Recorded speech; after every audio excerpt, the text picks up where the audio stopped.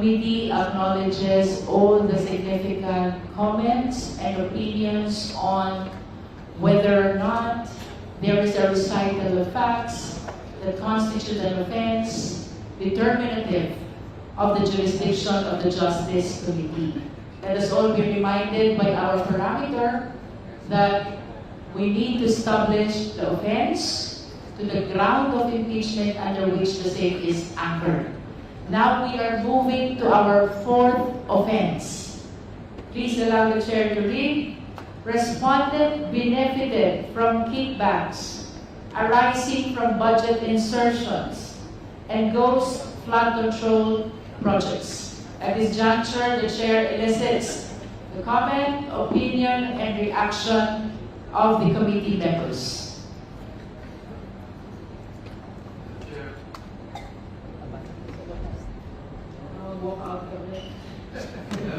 The Honorable Abante is recognized.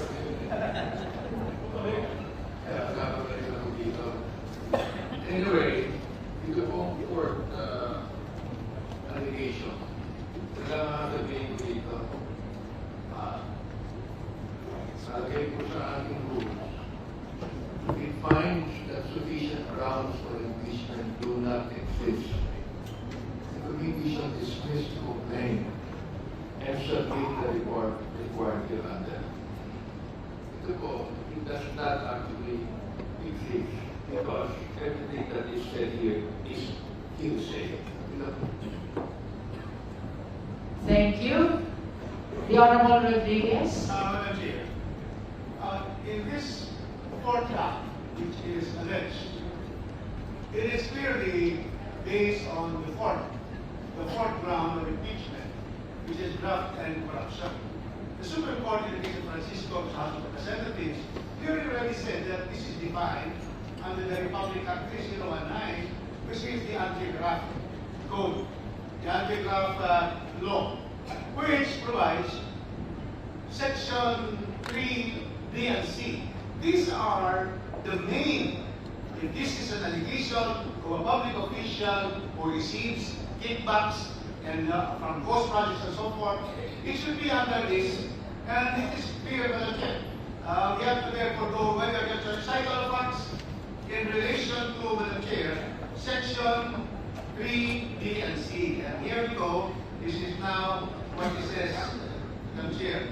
It says Section 3, knowingly, deliberately, requesting and receiving money because of an important project or permit to be issued by the person. There is no allegation here, Madam Chair, that the President requested that the President receive money because he has a permit or contract to give. That is precisely what is stated here under Section 3A. Directly or directly requesting or receiving any gift, present, share, percentage, or benefit for himself or for any other person in connection with any transaction or contract between the government and the parties. The second one, 3C, also is directly or indirectly requesting or receiving any gift and so forth for himself and another in a manner or capacity that has secured or obtained this particular benefit. So there are only two.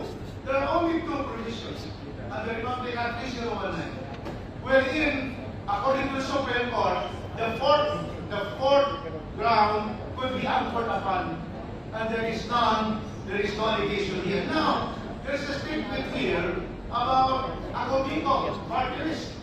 This is a relation of fact, the recital of fact. However, the problem with this fact is that it was delivered to respondents' allies. If you can look at this, not to the President. Now, this is an impeachment, proposed impeachment of the President. And then attached comes the video expose. But I'm sure, video expose is abroad, wherein we, in the later part, will have to hear this particular person has to be present. Otherwise, it's a piece of paper and a piece of video that is not allowed to be introduced in any proceeding. Because we have to give a chance to the respondent to question always. This is the cross-examination. this is the time to also provide the respondent the time to question, cross-examine the person who said that the money was given and he is not in this country. He's either in Portugal or Sweden.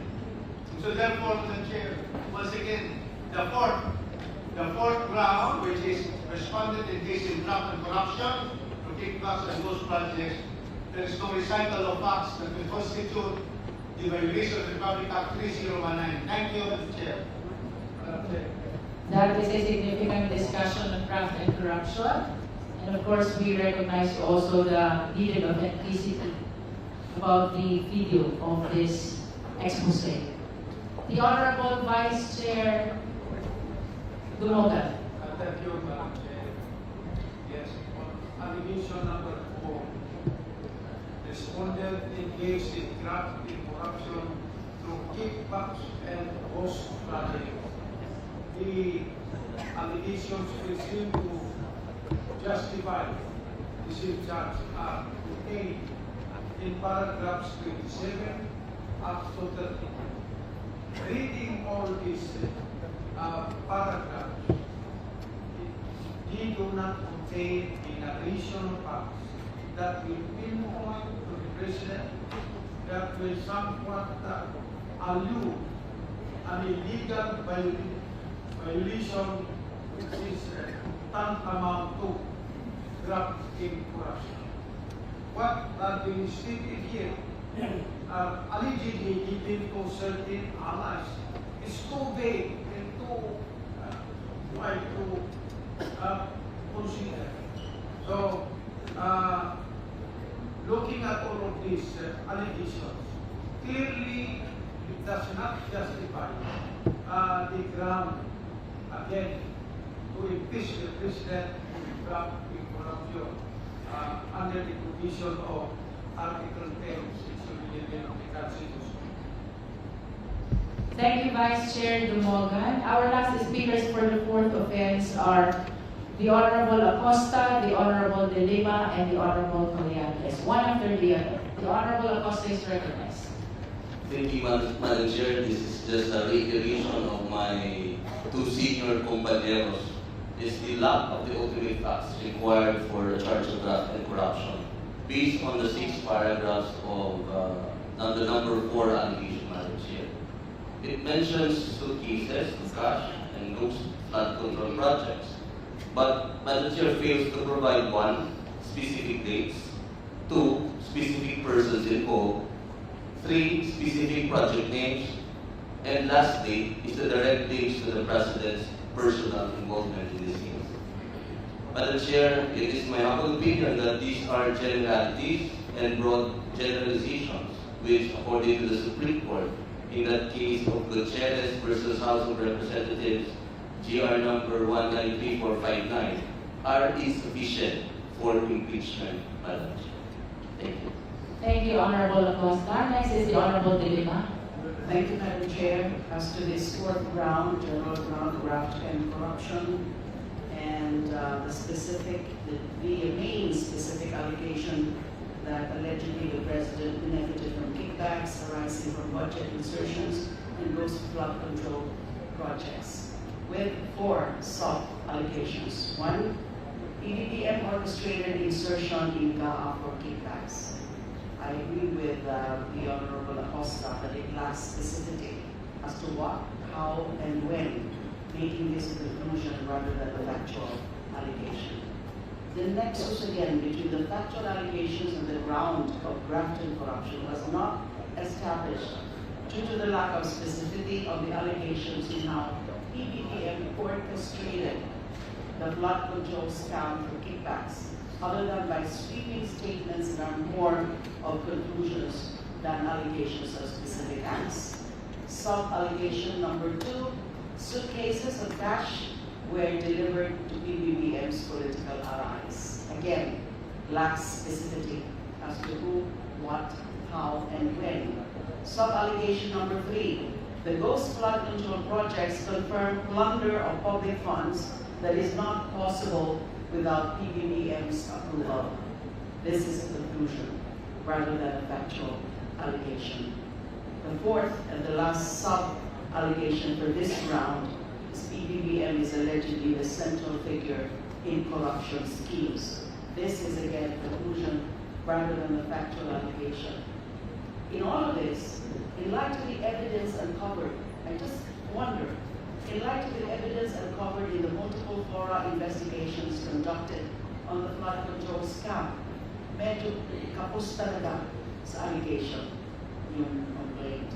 It seems overly complacent for the complainant to be sparing in his factual allegations as to establish the ground for impeachment. For me, Madam Chair, there is simply paucity of factual allegations. Again, this is insufficient. Thank you, Honorable De Lima. Our last speaker in the fourth offense is the Honorable King Colliantes. Madam Chair, I'd just like to manifest my support for all of the comments said by our dear colleagues. But really, the question right now is, are these just conclusions made by the complainant, or are these really based on fact? Remember, we have to go back to the verification, which says that all of these allegations must be based on personal knowledge. Does the complainant have personal knowledge? Was he there when these alleged transactions happened? Does he have any basis based on authentic records to say that money was transferred, money was provided to the president? I doubt it. So I think based on what is written on the complaint, it is insufficient as a ground for impeachment. Thank you, Madam Speaker.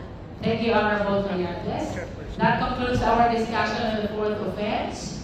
Now we are moving to the fifth offense. Please allow the chair to read. Respondent created the ICI to shield corrupt allies.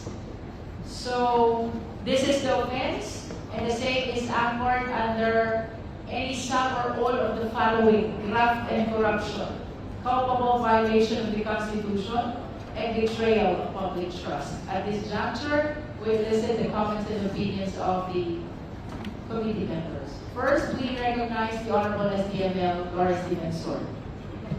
Thank you, Madam Chair. I would have to speak, compelled to speak, for the membership of the ICI regarding this allegation that it was created to shield corrupt allies. Madam Chairman, the appointment and participation of the members of the ICI, particularly Secretary Rogelio Singson, whose integrity and reputation speaks of good governance, contravenes the allegations by this impeachment complaint alone. Hindi ka maglalagay ng mga taong naging ehemplo ng mabuting patakaran at pamahalaan kung ang balak ay pagtakpan at korupsyon.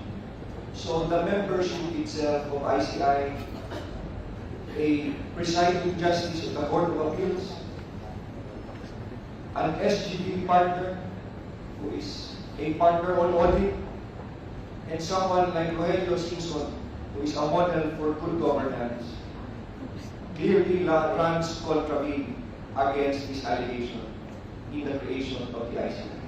Thank you, Madam Chair. Thank you, Honorable SDML Lawrence Defensor. The Honorable Franz Legaspi is recognized. Thank you, Madam Chair. I'd just like to give a very short manifestation to take note of the evidence or the annexes presented, the evidence and the annexes presented.